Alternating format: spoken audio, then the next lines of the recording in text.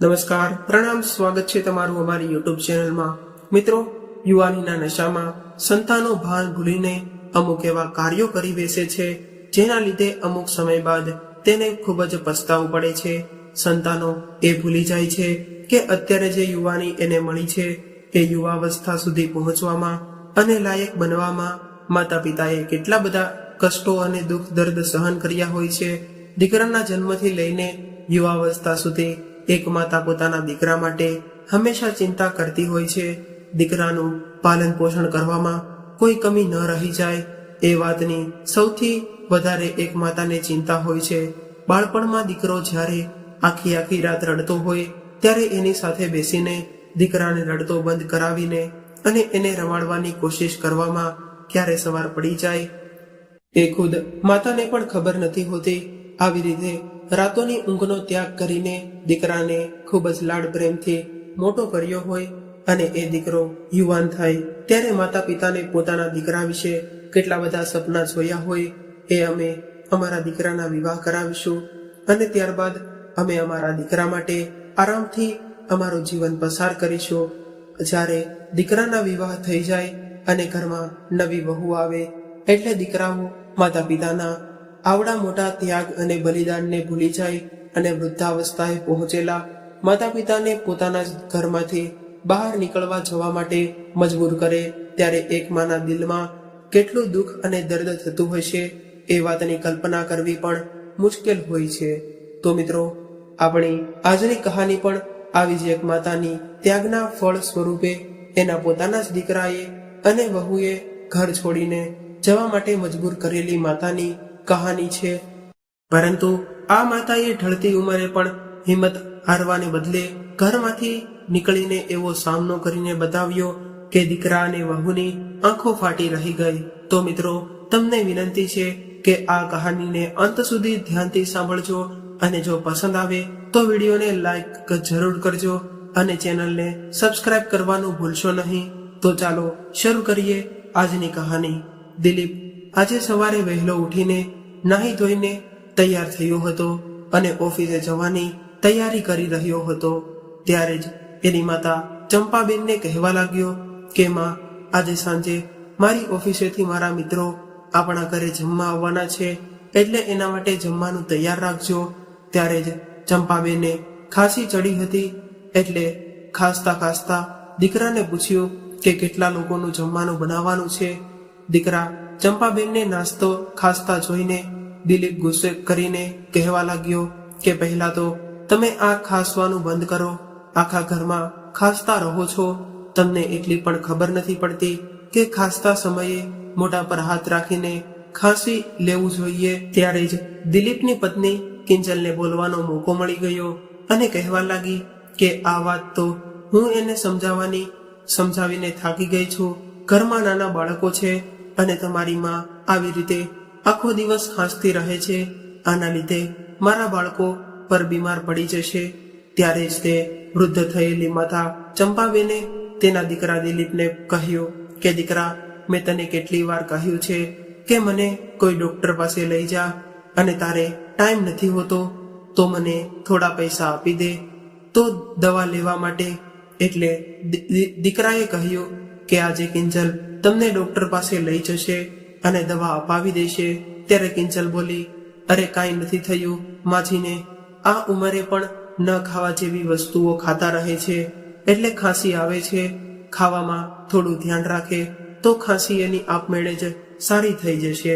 કિંજલની વાત સાંભળીને દિલીપે પણ એની વાતને સહમત આપી અને કહ્યું કે સાંજનું જમવાનું તું બનાવજે, માજીની તબિયત સારી નથી અને મારે મારા 4-5 મિત્રો સાંજે જમવા આવવાના છે એટલે આજે તું સરસ મજાનું સ્વાદિષ્ટ જમવાનું બનાવી રાખજે। દિલીપે આવું કહ્યું એટલે કિંજલ કહેવા લાગી કે આજે મારે શોપિંગ કરવા જવાનું છે અને સાંજે મારે કીટી પાર્ટીમાં જવાનું છે એટલે મને તો આજે જમવાનું બનાવવાનો ટાઈમ નહીં મળે। એટલે દિલીપે કહ્યું કે એક દિવસ તારી કીટી પાર્ટી કેન્સલ કરી દેજે અને સાંજે સરસ મજાનું જમવાનું બનાવી રાખજે, હું ઓફિસે જાઉં છું। આટલું કહીને દિલીપ ઓફિસે જવા માટે નીકળી ગયો પરંતુ કિંજલ દિલીપની આ વાત સાંભળીને ગુસ્સે કરીને પોતાની સાસુ ઉપર તૂટી પડી અને કહેવા લાગી કે તમારે તો કામ ન કરવું પડે એટલે ખાંસીનું બહાનું કરીને બેસી રહો છો. હું બધું જાણું છું. તમારે આખો દિવસ તો કંઈ કામ નથી કરવું પડતું અને પથારીમાં સૂતા રહો છો અને ફક્ત મફતના રોટલા ખાતા રહો છો. વહુના મોઢેથી આવી અપમાનજનક વાતો સાંભળીને ચંપાબેનની આંખોમાં આંસુ આવી ગયા અને એની ખાંસી લગાતાર વધતી હતી. એટલે આવી હાલતમાં એમણે કંઈ બોલવાનું જરૂરી ન સમજ્યું અને ચંપાબેન એના રૂમમાં જતા રહ્યા. હવે સાંજ થતી હતી અને કિંજલે જેમ તેમ કરીને સાંજનું જમવાનું તો બનાવી દીધું, પરંતુ જ્યારે મહેમાન જમીને જતા રહ્યા ત્યારે એઠા વાસણોનો ઢગલો એમને એમ જ પડ્યો હતો. બીજા દિવસે સવારે ચંપાબેને મંદિરે પૂજા કરીને ઘરે આવ્યા અને જોયું તો દીકરો અને વહુ ક્યાંય જવા માટે તૈયાર થઈ રહ્યા હતા અને સાસુને જોઈને કિંજલ કહેવા લાગી કે રસોડામાં થોડાક વાસણ રાખ્યા છે, એ ધોઈને મૂકી દેજો અને સાંજનું જમવાનું બનાવીને રાખી દેજો. અમે લોકો મોડા આવીશું. આજે રવિવાર હતો એટલે દીકરો અને વહુ સવારનો નાસ્તો કરીને બાળકોને લઈને બહાર જઈ રહ્યા હતા. હવે ચંપાબેને રસોડામાં જઈને જોયું તો એઠા વાસણોનો ઢગલો પડ્યો હતો અને આ જોઈને ચંપાબેન વિચારવા લાગ્યા કે વહુ તો કહેતી હતી કે થોડા વાસણો છે, પરંતુ આ તો સાંજના વાસણો જ ધોવાના બાકી રાખ્યા છે. હવે ચંપાબેન ધીરે ધીરે વાસણ ધોવા લાગ્યા. આવી રીતે જ સમય વીતતો ગયો અને હવે ચંપાબેનની તબિયત વધારે ખરાબ રહેવા લાગી હતી. માની તબિયત બગડતી જોઈને દિલીપ એક દિવસ એને ડોક્ટર પાસે લઈ ગયો અને તેનું ચેકઅપ કરાવ્યું. ત્યારે ખબર પડી કે રોજ ખાંસી રહેવાને લીધે માને ટીબીની બીમારી થઈ ગઈ છે અને એનો ઈલાજ લાંબા સમય સુધી ચાલવાનો છે. હવે ચંપાબેનનો ઈલાજ શરૂ કરાવ્યો. થોડા દિવસ માટે તો એને લગાતાર દવાઓ આપવામાં આવી હતી, પરંતુ હવે વધારે ખર્ચો થવાના ડરથી દિલીપ માતાની દવાઓ લાવવામાં પણ આનાકાની કરવા લાગ્યો હતો. એટલે ચંપાબેનની તબિયત ફરીથી બગડવા લાગી. હજુ 5 વર્ષ પહેલા જ તે ચંપાબેને કિંજલને ઘરની વહુ બનાવીને લાવ્યા હતા, પરંતુ કિંજલે તો આવવાની સાથે જ ઘરનું વાતાવરણ બદલી નાખ્યું હતું. થોડા સમયમાં કિંજલ પોતાની મનમાની કરવા લાગી અને દિલીપને પણ પોતાની જાળમાં ફસાવી લીધો હતો. દિલીપ તો પહેલેથી જ પોતાની માતાની કદર નહોતો કરતો, એમાં પણ એનો સાથ આપવા માટે કિંજલ આવી ગઈ. એટલે હવે કિંજલ આખા ઘરને પોતાની મરજી અનુસાર ચલાવતી હતી. કિંજલની મરજી વગર ઘરમાં એક પત્તું પણ હલતું નહીં. ત્યારે ચંપાબેનની હાલત તો ઘરમાં રહેલા જૂના સામાન જેવી બની ગઈ હતી. ચંપાબેન એવું વિચારતા હતા કે મારો દીકરો જ મારી કદર નથી કરતો તો વહુ શું કરવાની. દિલીપ કિંજલની સામે પણ એની માતાને ઉલટું સીધું કહી દેતો અને આ જોઈને કિંજલની હિંમત વધી હતી. કિંજલ આવ્યા પહેલા ચંપા બહેને ઘરમાં એક કામવાળી બાઈ રાખી હતી. એ રોજ ઘરે આવીને ઘરના કચરા પોતા અને વાસણ ધોવાનું કામ કરતી હતી, પરંતુ કિંજલે આવતા વેત જ તે ઘરનો વહીવટ એના હાથમાં લઈ લીધો અને કામવાળી બાઈને રજા આપી દીધી હતી. અને એવું લાગતું હતું કે ઘરમાં મારી સાસુ કામ અને કરે એવું છે તો પછી કામવાળી બાઈ રાખીને એને પગાર શા માટે આપવો જોઈએ. હવે દિલીપ અને કિંજલ રાત્રે મોડા આવ્યા અને જમવા બેઠા એટલે દિલીપ ગુસ્સો કરીને એની માને કહેવા લાગ્યો કે આ શું બનાવ્યું છે? તમે એટલું બધું તીખું શાક બનાવાય અને તમને ખબર નથી પડતી. માં, તમને તો સારું ખાવાનું બનાવતા પણ નથી આવડતું. આના કરતા તો અમે બહાર જમીને આવ્યા હોત તો સારું હોત. દિલીપનો આવો ગુસ્સો ભર્યો અવાજ સાંભળીને ચંપાબેન ધ્રુજવા લાગ્યા અને ચૂપચાપ પોતાના રૂમમાં જોઈને રડવા લાગ્યા અને વિચારવા લાગ્યા કે જ્યારે આપણો સિક્કો જ ખોટો છે તો વહુને શું કરવું. ચંપાબેનની જિંદગીમાં ઘણા બધા ઉતાર ચઢાવ આવતા હતા અને ચંપાબેન એના પિયરમાં પણ 5 બહેનોમાં સૌથી મોટા હતા અને પિયરમાં પણ એને અપશુકનિયાળ માનવામાં આવતા હતા. એટલે એના દાદી એવું કહેતા હતા કે સૌથી પહેલા તું આવી છો અને તારી પાછળ તું જ તે આ 4 બહેનોને લાવી છો અને વંશ તો દીકરાથી ચાલે છે. 5 બહેનો સાથે એના દાદી નફરત કરતા હતા. ચંપાબેનના દાદી એવું ચાહતા હતા કે આ પાંચેય બહેનો જલ્દીથી એના સાસરે જતી રહે અને એને આ બધી બહેનોથી છુટકારો મળે.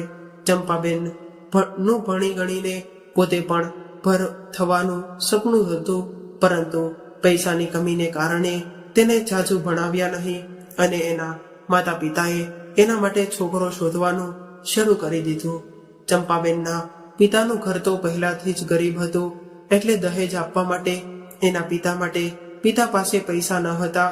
એને કારણે ચંપાબેન કરતા ડબલ મોટી ઉંમરના એક વૃદ્ધ વ્યક્તિ સાથે વિવાહ કરી દીધા.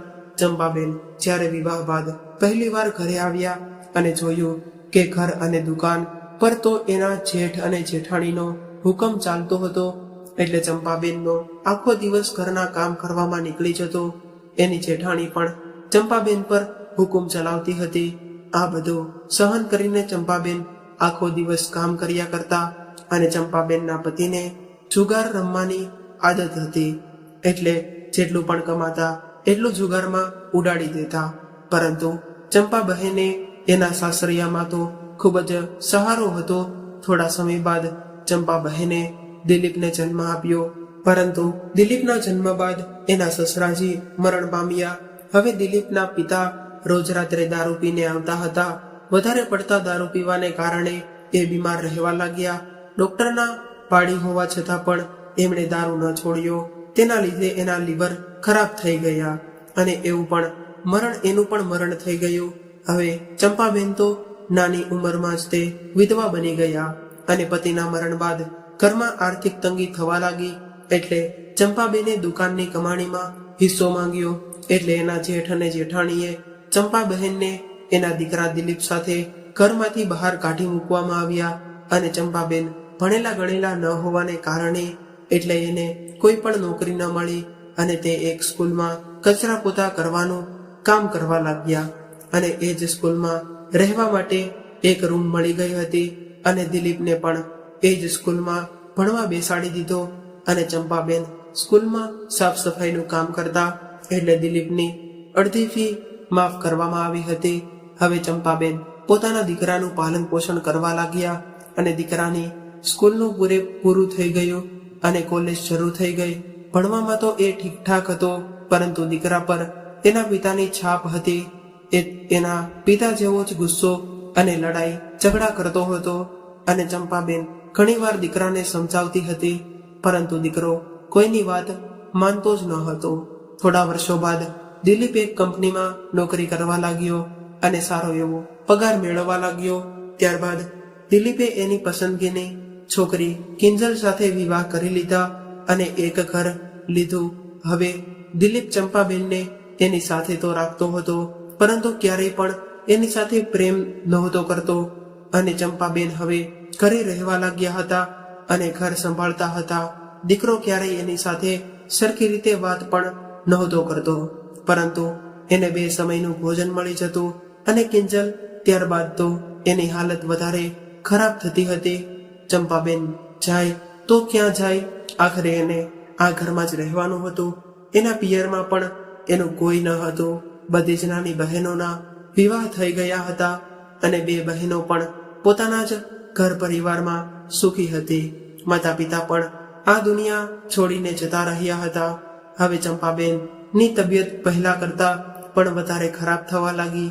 એટલે જેટલું થઈ શકતું એટલું ઘરનું કામ કરતી રહેતી અને જ્યારે તબિયત વધારે ખરાબ થવા લાગતી ત્યારે પથારીમાં જઈને સૂઈ જતી. અને પોતાની સાસુને આવી રીતે સૂતેલી જોઈને કિંજલને ખૂબ જ ગુસ્સો આવતો. તેને એવું લાગતું હતું કે મારી સાસુ પડી અમારો ખર્ચો વધારી રહી છે. હવે કિંજલ એવું વિચારવા લાગી કે જેટલા રૂપિયામાં માની દવા ખર્ચવામાં લાગી જાય છે, એટલા રૂપિયામાં તો હું એક કામવાળી બાઈ રાખી શકું છું. એક દિવસ ભોજન કર્યા બાદ દીકરો અને વહુ રૂમમાં ગયા ત્યારે કિંજલ દિલીપને કહેવા લાગ્યો કે મારી નાની બેનનું એડમિશન આ શહેરમાં થયું છે, એટલે હવે એ આપણી સાથે આપણા ઘરે રહેશે અને મારી બહેન આપણી સાથે રહેવા આવી રહી છે. એટલે તમે તમારી માને વૃદ્ધાશ્રમમાં મોકલી દો, કેમ કે આટલા નાના ઘરમાં આટલા બધા લોકો કેવી રીતે રહી શકીશું. અને આમ પણ તમારી મા તો આખો દિવસ ખાંસતી રહે છે અને એને લીધે આપણા બાળકોને પણ ઇન્ફેક્શન લાગવાનો ડર રહે છે, એટલે તમે તમારી માને વૃદ્ધાશ્રમે મૂકી આવો એટલે એક રૂમ ખાલી થઈ જાય. એટલે તો એમને એક જ તે ઘરનો એક જ રૂમ રોકી રાખ્યો છે. માજી વૃદ્ધાશ્રમમાં જતા રહેશે, ત્યારબાદ મારી બહેને રૂમમાં રહેવા લાગશે. અને કિંજલની વાત સાંભળીને દિલીપ કહેવા લાગ્યો કે આપણે માને વૃદ્ધાશ્રમમાં કેવી રીતે મૂકી શકીએ? એ મારી માં છે અને એને આપણા ઘરમાં રાખવા એ આપણી ફરજ છે. એટલે કિંજલ કહેવા લાગી કે દિલીપ, હવે ઇમોશનલ થવાનો સમય નથી રહ્યો. પ્રેક્ટિકલ થઈને વિચાર કરો. માજી હંમેશા બીમાર રહે છે, ઘરનું કોઈ પણ કામ નથી કરતા, ઉપરથી એની દવાઓનો પણ ખર્ચો બધો થાય છે અને માજીનો બોજ આપણા ઘર પરથી જતો રહેશે તો હું એક કામવાળી બાઈને રાખી લઈશ. મારાથી આખા ઘરનું કામ પણ નથી થઈ રહ્યું અને આમ પણ આપણી જેટલી જવાબદારી બનતી હતી એટલું આપણે કર્યું છે. હવે આપણો પણ એક પરિવાર છે અને મને એવું નથી લાગતું કે હવે માજી માટે આપણે વધારે ખર્ચો કરવો જોઈએ, કેમ કે એ તો કોઈ મતલબ વગરનું ઘર રોકીને બેઠી છે. મારા પરિવારમાં શું વિચારશે કે હું એક રૂમ પણ મારી બહેનને ન આપી શકી? એટલે તમે કાલે જ તે માજીનો સામાન પેક કરવાનું કહી દેજો. એટલે દિલીપે કહ્યું, ઠીક છે, તું કહી રહી છો તો કાલે હું માજી માટે વાત કરું છું. ચંપાબેન બહાર હોલમાં બેસીને વહુ અને દીકરાની બધી વાતો સાંભળી રહ્યા હતા અને આવી વાતો સાંભળીને ચંપાબેનના પગ નીચેથી જમીન સરકી ગઈ. એના મગજમાં એક ઝટકો લાગ્યો અને વિચારવા લાગ્યા કે હું વૃદ્ધાશ્રમમાં જતી રહું, પરંતુ શા માટે જાઉં? શું મારા દીકરાનું ઘર એ મારું ઘર પણ ન કહેવાય? અને વહુ એમ કેવી રીતે કહી શકે કે હું એનું ઘર રોકીને બેઠી છું? આટલી બધી તકલીફ સહન કરીને જે દીકરાને હું આ દુનિયામાં લાવી છું, પરિસ્થિતિઓથી લડતા એનું પાલન પોષણ કરીને એને ભણાવ્યો ગણાવ્યો અને મારા દીકરા માટે મેં આજ સુધી આટલા બધા દુઃખ અને દર્દ સહન કર્યા. મારા દીકરા પર બાપનો સહારો ન હોવા છતાં પણ એના પગભર ઊભો રહે એટલો લાયક બનાવ્યો અને એની પાસે આ ઘર છે તો એ પણ કેવળ મારા લીધે છે. અને આજે એ જ દીકરો મને વૃદ્ધાશ્રમ મોકલવાનું વિચારી રહ્યો છે. આવું વિચારીને ચંપાબેનની આંખોમાંથી આંસુ વહેવા લાગ્યા અને મનમાં વિચારવા લાગ્યા કે મારા ત્યાગ અને તપસ્યાનું આવું ફળ મળી રહ્યું છે. હવે રાત્રે બધા સૂઈ રહ્યા હતા, પરંતુ ચંપાબેનની આંખોમાંથી ઊંઘ ગાયબ થઈ ગઈ હતી. ચંપાબેન આખી રાત પોતાના રૂમમાં પડેલી ખુરશી પર બેઠી રહી અને બેઠા બેઠા રડતા રહ્યા અને વિચાર કરવા લાગ્યા કે મારી વહુ ને તો મારો રૂમ ખાલી જ કરાવવો હતો, તો એના માટે મને વૃદ્ધાશ્રમમાં મોકલવાની શું જરૂર છે? હું તો હોલમાં પણ સૂઈ જતી અને હોલમાં મારા માટે જગ્યા પણ ન હોત તો હું સ્ટોર રૂમમાં પણ રહી લેત. આવું વિચારતા એની આંખોમાંથી આંસુની ધાર થઈ રહી હતી અને ફરીથી એને ખાંસી આવવા લાગી. એણે વિચાર્યું કે દીકરાને ગરમ પાણી લાવવાનું કહું, પરંતુ અચાનક ખ્યાલ આવ્યો કે કયો દીકરો જેને હું દીકરો કહેતી હતી એ દીકરો તો મારો જ નથી રહ્યો. બીજા દિવસે જ્યારે દિલીપ અને કિંજલ સવારે ઉઠ્યા અને જોયું તો માજી તો હજુ ઉઠ્યા જ ન હતા. એટલે તેઓ વિચારવા લાગ્યા કે માં ઉઠે તો એની સાથે વૃદ્ધાશ્રમ જવાની વાત કરી લઈશ. એક કલાક વીતી ગઈ, ત્યારબાદ પણ માજી રૂમમાંથી બહાર ન નીકળ્યા. એટલે દિલીપ અને કિંજલે માના રૂમનો દરવાજો ખોલ્યો અને અંદર ગયા તો આ રૂમમાં તો માજી હતા જ નહીં. કબાટ ખોલીને જોયો તો કબાટમાંથી માજીના કપડાં પણ ગાયબ થઈ ગયા હતા. હવે બંને વિચારવા લાગ્યા કે આખરે માં અમને કહ્યા વગર ક્યાં જઈ શકે છે. ત્યારે જ તે દિલીપની નજર માજીના પલંગ પર રાખેલી એક ચિઠ્ઠી પર ગઈ.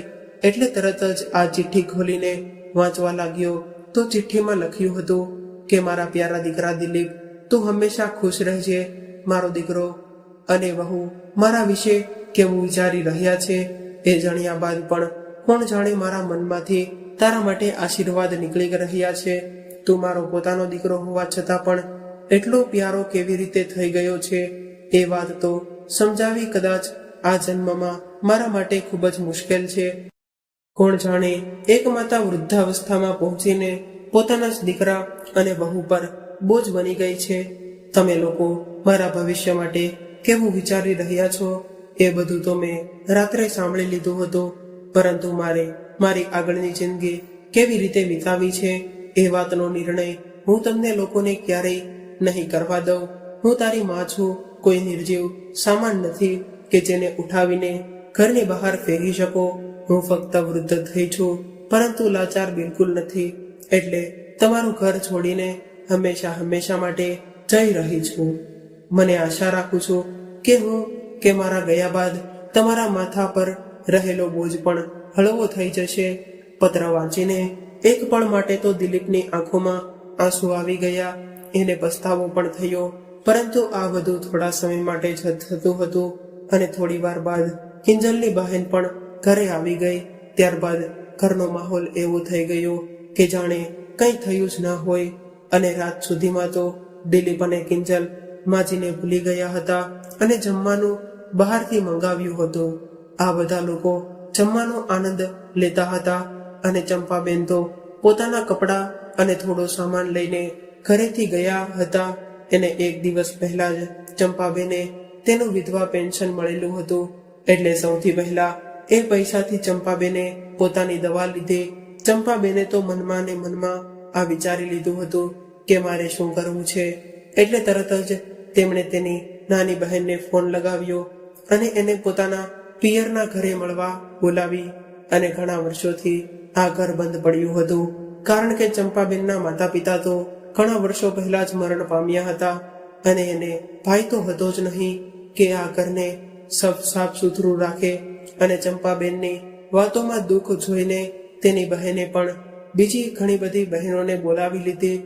અને હવે ચંપાબેન સીધા જ તે એના પિતાના ગામમાં ગયા. એના પિતાના ઘરને જોઈને રાજી થયા. ઘરે તાળું લાગેલું હતું, એટલે ચંપાબેને પાડોશના ઘરમાંથી ચાવી લાવીને તે ઘરનું તાળું ખોલીને અંદર ગયા. બીજા દિવસે એની બધી જ બહેનો એને મળવા આવી. હવે બધી બહેનો ભેગી થઈ એટલે ચંપા બહેને પોતાની વાત વીતી બહેનોને જણાવી. ત્યારે બહેનોએ કહ્યું કે તમે અમારા ઘરે આવતા રહો, પરંતુ બધી બહેનો સાસરે હતી, એટલે કોઈ પણ બહેનની ઘરે જઈને લાંબો સમય સુધી રહેવું એ સંભવ ન હતું. એટલે બધી બહેનો એક મત થઈને પિતાની જે જમીન ચંપાબેનને આપી દીધી, જેનાથી ચંપા બહેન પોતાનું ગુજરાન ચલાવી શકે.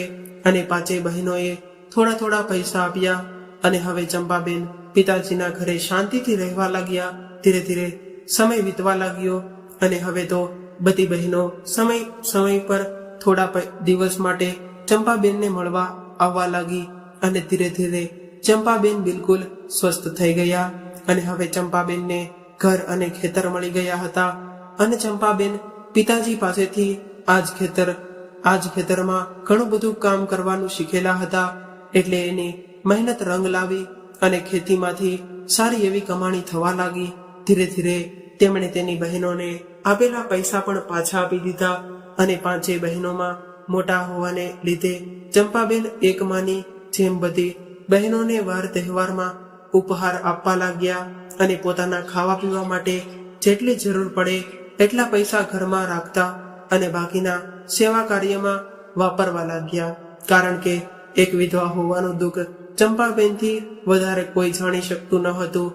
એટલા માટે ચંપાબહેન પોતાના જેવી અન્ય વિધવા મહિલાઓ અને વૃદ્ધ લોકોની મદદ કરવા લાગ્યા. હવે તો ચંપાબહેનની સમાજ થવાની આખા ગામમાં ચર્ચા થવા લાગી અને ઘણી બધી સમાજ સેવા સંસ્થાઓ પણ આગળ આવીને ચંપાબહેનને સહયોગ કરવા લાગી. એટલે ચંપાબહેન ખૂબ જ ખુશ થવા લાગ્યા. હવે ચંપાબહેનને તો પોતાના જીવનનું એક લક્ષ્ય મળી ગયું હતું, પરંતુ ઘણી વખત પોતાના દીકરાને યાદ કરીને તેની આંખોમાં પાણી આવી જતું હતું. પરંતુ તેમણે ખુદને ક્યારેય કમજોર ન થવા દીધા અને હવે ચંપાબહેને પોતાના જ ઘરમાં ગરીબ દીકરીઓને માટે એક વિદ્યાલય ખોલ્યું. અને આ વિદ્યાલયમાં ગામની તમામ દીકરીઓએ મફત ભણાવવામાં આવી હતી. અને ચંપાબેનનો એવો લક્ષ્ય હતો કે ગામની તમામ દીકરીઓ પગભર થઈ શકે અને ભણી ગણીને પોતાનું ભવિષ્ય બનાવી શકે, જેનાથી દીકરીઓએ એના જીવનમાં ક્યારેય પણ પોતાના પતિ અને દીકરા પર નિર્ભર ન રહેવું પડે. અને ચંપાબહેન એવું ચાહતા હતા કે મારી સાથે જે થયું છે એવું મારા ગામની કોઈ પણ અન્ય દીકરી સાથે ન થાય. સમયની સાથે સાથે ચંપાબેન ખુદ પર અપડેટ થવા લાગ્યા. કમ્પ્યુટરનું શિક્ષણ લેવાની ઈચ્છા એના મનમાં ઘણા વર્ષોથી દબાયેલી હતી. એ ઈચ્છા પણ પોતે પૂર્ણ કરી. ફક્ત 2 વર્ષના અંદર દીકરીઓના ઘરમાં વહુના દબાણમાં રહેવા વાળી ચંપાબેન આજે એક્ટિવ સમાજ સેવક બની ગયા હતા અને ચંપાબેનની લોકપ્રિયતા ગામની વધીને હવે શહેર સુધી પહોંચી ગઈ હતી અને એમણે નાની નાની કોશિશથી મોટા મોટા કામ કર્યા હતા અને ત્યારબાદ ઘણી બધી સંસ્થાઓએ તેમને સન્માનિત કર્યા અને સહયોગ આપ્યો. એક દિવસ જ્યારે તેનો દીકરો સવારે ન્યૂઝપેપર વાંચતો હતો ત્યારે તેમની માનો ફોટો અને એક લોકપ્રિયતા જોઈને આશ્ચર્યમાં પડી ગયો, કેમ કે ચંપાબહેનને એક મોટું સન્માન અને પુરસ્કાર રૂપમાં ઘણી બધી ધનરાશિ આપવામાં આવી હતી. અને દિલીપને જ્યારે પોતાની મા વિશે ખબર પડી તો તેણે કિંજલને જણાવ્યું કે કિંજલ કહેવા લાગી કે આપણે તો માજીના એકના એક દીકરા અને વહુ છીએ, એટલે માજી તેમની મિલકત આપણને નહીં આપે તો કોને આપશે? આખરે માજી પર આપણો જ તે હક બને છે. હવે માલ મિલકત અને પૈસાની લાલચે દિલીપ અને કિંજલ ચંપાબેનના ગામમાં જવા નીકળી ગયા. હવે આ બંને ત્યાં પહોંચ્યા તો એક નોકરે જણાવ્યું કે ચંપાબહેન તો કોઈ સમારોહનું ઉદ્ઘાટન કરવા માટે બહાર ગયા છે, થોડી વાર બાદ આવતા હશે. એટલે દિલીપ અને કિંજલ ઘરની બહાર નીકળીને ખેતર જોવા લાગ્યા અને ખેતરમાં લહેરાતો પાક જોઈને હેરાન રહી ગયા અને વિચારવા લાગ્યા કે અમારી માએ આટલા ઓછા સમયમાં આટલું બધું કેવી રીતે હાંસલ કરી લીધું. ત્યારે જ દિલીપને ગાડીનો અવાજ સંભળાયો અને પાછળ ફરીને જોયું તો દિલીપ અને કિંજલ હેરાન રહી ગયા, કેમ કે એની માતા તો ગાડી ચલાવીને ઘરે આવી રહ્યા હતા. કિંજલ જોઈ રહી હતી કે બેચારી લાગવા લાગી. મારી સાસુ ક્યારેક ક્યારેક તો ખુદની દવા લાવવા માટે પણ મારી સાથે હાથ જોડતી હતી અને આજે સમાજની ખૂબ જ સન્માનિત મહિલા બની ગઈ છે. ચંપાબેનના ચહેરા પર ખૂબ જ આત્મવિશ્વાસ જોવા મળતો હતો. હવે ચંપાબેને જ્યારે એના દીકરાને જોયો તો એકવાર તો એના મનમાં એના માની મમતા જાગી ઉઠી હોય, પરંતુ તરત જ તેમણે આ મમતાને દબાવી દીધી અને ખૂબ જ મજબૂરીથી બોલી કે હવે અહીંયા શા માટે આવ્યા છો? એટલે દિલીપે કહ્યું કે માં, તમે અમને ઘરે પાછા લઈ જવા આવ્યા છીએ. અમને અમારા ક્યારેય પણ ખૂબ જ પસ્તાવો થાય છે અને હવે તમે આ અજાણ્યા લોકો સાથે ન રહો. આપણા ઘરમાં આપણા પરિવારના લોકો સાથે રહો અને તમારી આ ખેતી અમે તમને સોંપી દો અને આ જવાબદારી હવે હું સંભાળું છું. યુવાન દીકરો હતો અને માં આટલું બધું કામ કરે તો એ સારું ન લાગે. હવે દિલીપનો સાથ આપવા માટે કિંજલ કહેવા લાગી કે હા માજી, હવે તમારો દીકરો અને વહુ આવી ગયા છે, તમારે કામ કરવાની કોઈ જરૂર નથી, અમે લોકો બધું સંભાળી લઈશું. ચંપાબેન પોતાના દીકરા અને વહુને સારી રીતે જાણતા હતા, એટલે તેમની લાચારને તરત જ તે સમજી ગયા અને કહેવા લાગ્યા કે મને તમારી પાસેથી આવા જ આશા હતી કે જે લોકો પોતાની સગીવાને ઘરમાંથી બહાર કાઢી મૂકે એવા લોકો આ અસહાય અને ગરીબ લોકો વિશે શા માટે વિચારે, અને લોકોને કદાચ એવું લાગતું હશે કે હું તમારી વાતોમાં આવી જઈશ, પરંતુ દીકરા, આ બધું મેં તમારી પાસેથી જ શીખ્યું છે. તમે જે લોકોને તમે પરાયા કહો છો એ લોકો જ મારા પોતાના છે. અને હા, હવે હું એક આત્મનિર્ભર મહિલા છું. મારા દીકરા અને વહુ બોજ નથી અને હું મારી જિંદગીમાં ખૂબ જ ખુશ છું. અને સારું કહું તો મને જિંદગીનો મતલબ જ ઘરમાંથી બહાર નીકળ્યા બાદ સમજાયો છે. હવે તો મને આ સન્માન ભરી જિંદગી જીવવાનો આનંદ આવે છે. એટલે હવે હું તમારી સાથે રહેવા બિલકુલ નથી માંગતી અને હવે આ બધા લોકો જ મારો પરિવાર છે અને હું જીવતી છું ત્યાં સુધી તો નહીં, પરંતુ મારા મૃત્યુ બાદ પણ આ સંપત્તિમાંથી તમને 1 રૂપિયો પણ નથી મળવાનો. એટલે ખોટી લાલચમાં ન રહીને તમે લોકો તમારા ઘરે જઈ શકો છો, કારણ કે મેં હવે આ બધા નિરાધાર લોકોને જ તે મારો પરિવાર સમજી લીધો છે. તો મિત્રો, આજની કહાની તમને કેવી લાગી કોમેન્ટ કરીને જરૂર જણાવજો અને જો પસંદ આવી હોય તો વિડીયોને લાઈક, શેર અને નવા હોય તો ચેનલને સબસ્ક્રાઇબ જરૂરથી કરજો. હર હર મહાદેવ.